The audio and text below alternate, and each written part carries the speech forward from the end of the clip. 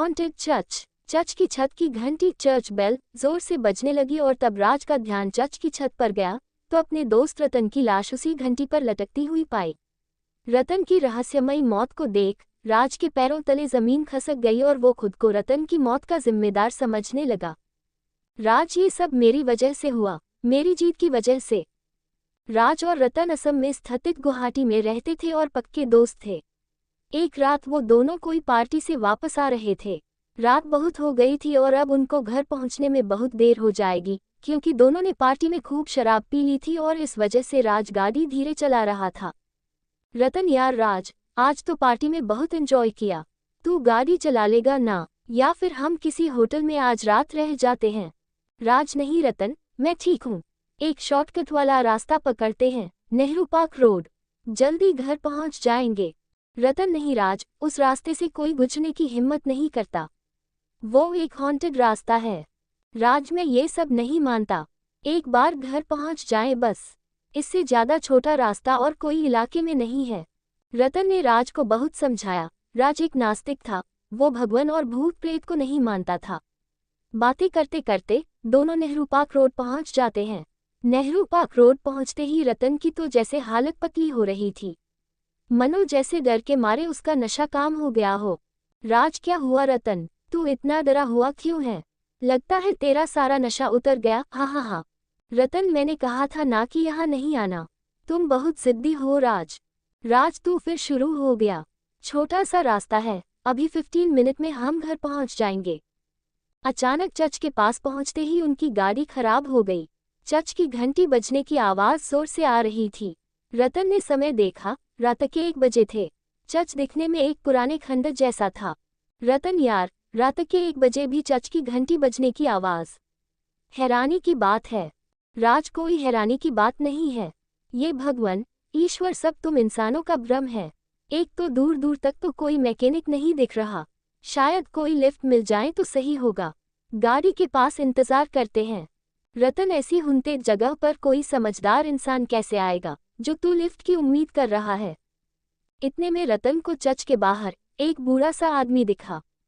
रतन, राज, वो देख, चर्च के बाहर कोई बैठा हुआ है, चलना देखे, शायद वही हमारी कुछ मदद कर दे। राज, मुझे तो वहाँ कोई नहीं दिख रहा। रतन, नहीं राज, ध्यान से देख, वहाँ तुझे एक बूढ़ा आदमी दिखेगा काले कपड़ों में। राज ने फिर देखा तो भी वहाँ कोई नहीं था। रतन उस बूढ़े आदमी के पास गया तो उसने देखा कि एक पादरी बाइबल पढ़ रहा था। रतन हैरान था कि ऐसी खंडर जगह पर रात के 1 बजे यह पादरी अकेले बाइबल पढ़ रहा है। रतन, अरे फादर, आप यहाँ अकेले क्यों बैठे हो, और इतनी देर रात को चर्च की बड़ी घंटी का बजना, इस चर्च की ऐसी हालत, यहाँ आपके साथ और कौन है, या अकेले को, क्या आपको डर नहीं लगता? पादरी को रतन पर बहुत गुस्सा आता है और वो वहाँ से चले जाते हैं। रतन का चर्च को अंदर से देखने का मन हुआ और मोबाइल की टॉर्च ऑन कर अकेले ही अंदर चला गया। उसने देखा कि पादरी एक कोने में बैठकर बाइबल पढ़ रहे थे। चर्च के अंदर क्रॉस या जीसस क्राइस्ट से जुड़ी और कोई धार्मिक वस्तु नहीं थी, इसलिए चर्च इतना डरावना और खंडर बन गया था। रतन, अरे ये तो आश्चर्य की बात है, अंधेरे में भी पादरी बाइबल कैसे पढ़ रहे हैं? रतन की वजह से पादरी को बाइबल पढ़ने में बहुत परेशानी हो रही थी। वो चर्च की छत पर चले गए। रतन भी अपनी मोबाइल लाइट से पूरा चर्च अंदर से देख रहा था और फिर देखते देखते वो छत पर भी पहुंच गया। रतन उस छत की चर्च बेल के पास पहुंचा और उसे बजाने की कोशिश करने लगा। तभी उसे ठोकर लगती है और वो बेल की रस्सी पे जा गिरा।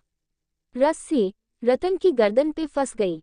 पास खड़े पादरी से रतन मदद मांग रहा था, पर पादरी उसे गुस्से से घूरे जा रहा था। रतन, बचाओ बचाओ, राज राज, मुझे बचाओ। इतने में पादरी रतन को जोर से धक्का देता है और रतन को चर्च बेल से फांसी लग जाती है।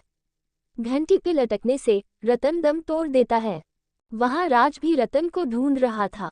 चर्च के चारों तरफ ढूंढने के बावजूद रतन नहीं मिला। रतन का फोन भी नहीं लग रहा था।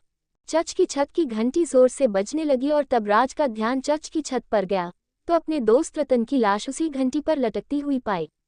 रतन की रहस्यमयी मौत को देख राज के पैरों तले जमीन खसक गई और वो खुद को रतन की मौत का जिम्मेदार समझने लगा। राज ने देखा कि रतन की लाश के पास बाइबल पढ़ने की आवाज आ रही थी। इतने में राज को रतन का कॉल आया। राज, रतन, तू तेरा कॉल, ये सब क्या है? कॉल, राज मुझे बचाओ, राज मुझे बचाओ।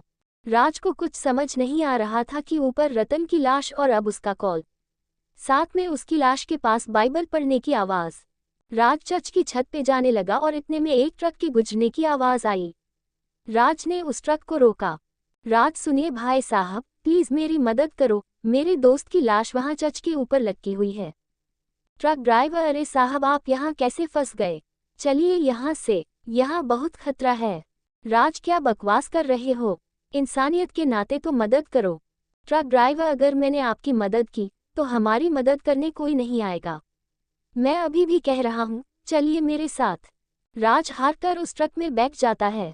ट्रक ड्राइवर दिखने में 50 साल का गांव का रहने वाला लग रहा था और शरीर से काफी तंदुरुस्त था। राज के मन में रतन की मौत का मंजर घूम रहा था। अब राज पूरी तरह से डरा हुआ था। ट्रक ड्राइवर साहब, आप यहाँ कैसे आए? क्या आपको इस जगह के बारे में कुछ नहीं पता? आपके दोस्त की मौत कैसे हुई? राज ने गाड़ी खराब होने और रतन की मौत का पूरा किस्सा बताया तो ट्रक ड्राइवर ने उस चर्च का राज खोल दिया। ट्रक ड्राइवर, जब भारत पर अंग्रेजों का शासन था तब आज़ादी की लड़ाई में बहुत से क्रांतिकारी शहीद हुए और कई निर्दोष भारतीय लोग अंग्रेजों की गुलामी करने पर मजबूर थे। इस पर चर्च के एक प्रसिद्ध ब्रिटिश पादरी विल्सन अंग्रेजों की तानाशाही के खिलाफ थे और हमेशा भारतीय लोगों के पक्ष में रहे। ये देख ब्रिटिश सरकार को पादरी विल्सन पर शक हुआ कि वो भारतीय लोगों की सहायता कर रहे हैं। इस बात से नाराज होकर एक दिन ब्रिटिश सरकार के एक अधिकारी ने पादरी विल्सन के गले में रस्सी बांधकर उन्हें चर्च की छत पर टंगी बड़ी घंटी पर लटका दिया। पादरी विल्सन ने अंग्रेज सरकार को पतन का अभिशाप दिया। पादरी विल्सन ने तड़पते हुए दम तोड़ दिया और उस चर्च को अंग्रेज सरकार ने खाली करवा दिया। तब से पादरी विल्सन की आत्मा उसी चर्च में आज भी भटक रही है और रोज आधी रात को चर्च की बड़ी घंटी बजने और बाइबल पढ़ने की आवाज आती है। कोई भी उस चर्च के रास्ते से गुजरने की हिम्मत नहीं करता। राज, लेकिन तुम कैसे आए यहाँ? तुम्हें डर नहीं लगा? ट्रक ड्राइवर साहब, मैं इस रास्ते से गुजरने से पहले हनुमान चालीसा का पाठ करता हूँ। अपने तो भगवान ही मालिक है। राज, मेरे दोस्त की मौत, उसका क्या?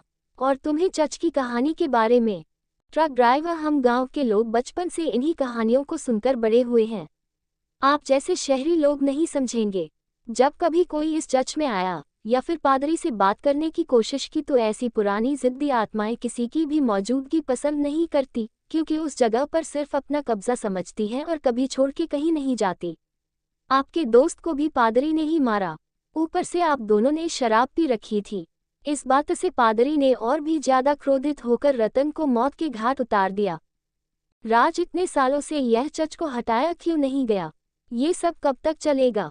ट्रक ड्राइवर, हाँ साहब, कई बिल्डरों ने इसे तोड़ने की कोशिश की पर वो सब अपनी जान गंवा बैठे। राज, लेकिन अगर वह पादरी आत्मा है तो बाइबल कैसे पढ़ रहे थे? ट्रक ड्राइवर, पादरी विल्सन एक प्रसिद्ध पादरी थे और अगर चर्च की मर्यादा का उल्लंघन करो तो वह क्रोधित हो जाते हैं। उनकी जगह उनके पाठ पूजा में विघ्न पड़ता है।